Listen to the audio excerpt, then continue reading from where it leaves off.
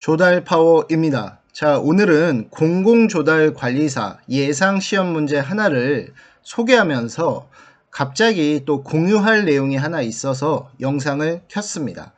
저희 조달파워가 운영하고 있는 공공조달관리사 카페에서는 다양한 예상시험 문제를 공유를 하고 있어요. 자, 그리고 이제 국가계약법이라든지 지방계약법, 전자조달법, 조달사업법 이런 이제 다양한 법들이 있는데 오늘 제가 이제 전자조달법 제9조 전자계약서의 작성 및 계약의 성립 이 조문을 좀 공유를 하면서 갑자기 예전 직장 다닐 때 생각이 나더라고요. 자, 이 내용을 한번 쭉 보시면 그냥 제가 대략적으로 한번 말씀드릴게요.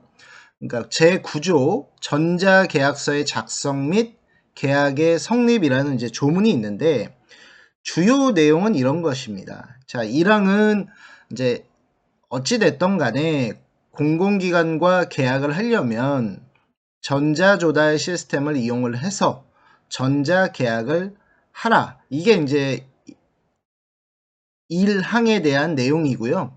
이제 2항에 보면 그러면 전자계약을 할 때는 이제 1번, 2번, 3번에 해당되는 내용으로 업무를 추진해야 된다라고 이제 이렇게 명시가 되어 있죠. 자, 보시면 전자조달 시스템을 통해서 수요기관은 조달업체한테 계약서를 보내야 된다. 자, 두 번째는 조달업체는 수요기관으로부터 받은 그 전자계약서를 나 수용할 거다라는 뜻을 또 전달해야 된다.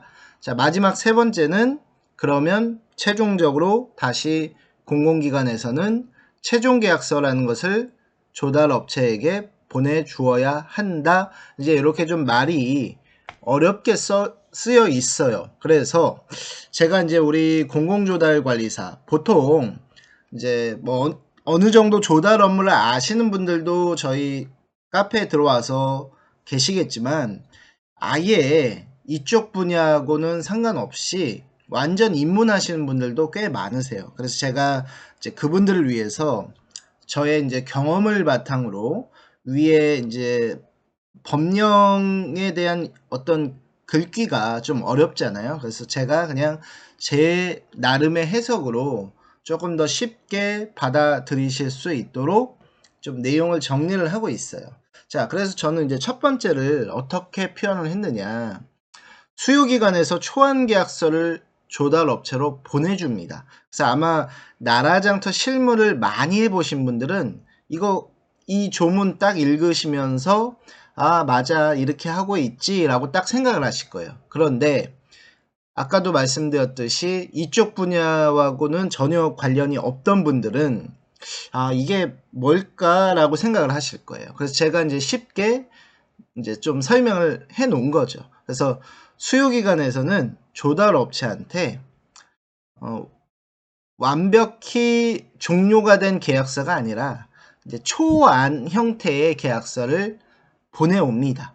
자, 그러면 그 초안 계약서를 받은 조달업체는 그 계약서를 바탕으로 계약 이행 보증 증권도 이제 발급해서 제출해야 되고요. 또 초안 계약서에 같이 딸려오는 여러 가지 어떤 각서들이 있어요. 그러니까 뭐 청렴하게 계약을 하자. 또 뭐 어떤 부분을 하지 말아라. 뭐 이제 이런 식으로 각서 써야 될 것도 있고 또 뭐 동의해 줘야 될 것도 있고 좀 그런 첨부 서류들이 있습니다. 그래서 그런 거 다 동의를 하고 계약 이행 증권까지 같이 해서 이제 제출을 하는 거죠. 그럼 이제 최종적으로 수요기관에서는 조달업체가 제출한 그런 여러 가지 서류를 검토를 해서 이상이 없다. 그러면 최종 계약서 형태인 승인된 계약서를 다시 나라장터 시스템을 통해서 보내옵니다. 그러면 이제 조달업체는 이제 접수를 함으로써 그 해당 계약은 이제 마무리가 되는 거예요. 그러면 만약에 물품 계약이었으면 이제 제조업체는 물건을 잘 만들어서 정해진 그 기간 안에 수요기간에 납품을 하시고 이제 검사 검수 요청이라는 것을 진행을 합니다. 그러면 이제 말 그대로 뭐 규격대로 만들어졌는지, 뭐 수량은 제대로 입고가 됐는지 이런 부분을 이제 체크하는 것이 검사 검수인데요. 그러면 검사 검수가 완료가 되면 이제 수요기관에서는 물건 이상 없이 잘 받았습니다라는 의미로 물품 납품 영수증이라는 것을 보내주죠. 그러면 조달업체는 대금 청구를 할 수가 있어요. 근데 이제 나라장터는 어떤 특징이 하나 있느냐, 우리 민간에서도 그런 경우가 많은데 전자세금 계산서를 먼저 발행을 하고 대금 청구서를 이제 요청을 해서 이제 진행을 하는 거죠. 그리고 그때 같이 진행하는 것이 보통 하자이행 보증증권입니다. 어떻게 보면 이런 부분은 민간이나 공공기관이나 비슷한 것 같아요. 그래서 좀 거래 규모가 좀 큰 곳은 민간에서도 보통 이런 식으로 하자이행 증권과 같이 대금이행 청구서를 보내게끔 그렇게 되어 있더라고요. 그래서 이제 이런 부분들 좀 체크하시면 좋겠고요. 조달 파워도 이제 직장 다니면서 이런 조달 업무를 좀 많이 배웠습니다. 그래서 이제 그런 경험을 제가 우리 카페에서나 유튜브에서도 좀 공유를 해드리고 있고요. 제가 그래서 여기 댓글에도 좀 남겨놨는데, 나라장터로 전자계약을 진행해본 분들은 아마 실무적으로 위의 조문이 금방 이해가 되실 거예요. 그래서 저도 직장 다닐 때는 참 많이 힘들었습니다. 이 다양한 계약을 체결하고 또 납품도 하고 또 대금 청구도 해보면서 여러 가지 이제 어려운 점이 상당히 많았는데, 결국엔 뭐 전화를 하건 뭐 콜센터에 문의를 하건 이렇게 해서 다 해결은 했겠죠. 그때는 힘들었지만 이제 그런 다양한 경험들이 이제 많이 쌓여가지고 지금 이제 26년도에 시행이 될 공공조달관리사 시험에는 큰 도움이 된다라고 생각하니까 그냥 그런 생각이 한번 들었어요. 아, 역시 다양한 경험이 결국에 언제 써먹을지 모르지만 이게 좀 돌아오는 보상 같은 게 좀 있구나, 이런 생각을 좀 했습니다. 그래서 지금 공공조달관리사를 이제 목표로 공부하시는 분들이 이제 조달 업무를 좀 아시는 분들, 그리고 조달 업무를 전혀 모르시는 분들이 계실 거예요. 어느 정도 아시는 분들은 저희 공공조달관리사 카페에서 좀 소통하시면서 본인의 지식을 좀 퍼즐을 맞추시면 좋아요.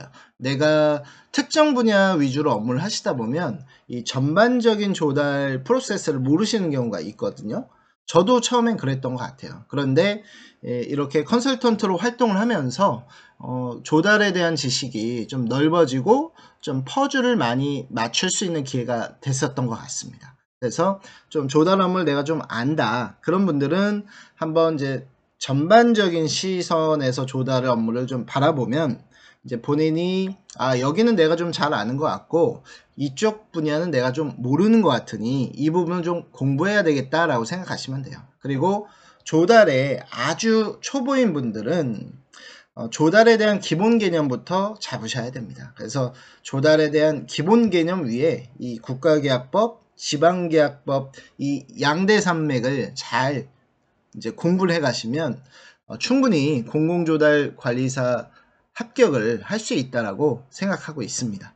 앞으로도 궁금하신 사항들은요, 저희 공공조달관리사 카페 그리고 조달파워 카페에서 이제 소통하시면서 정보를 얻으시면 좋겠습니다.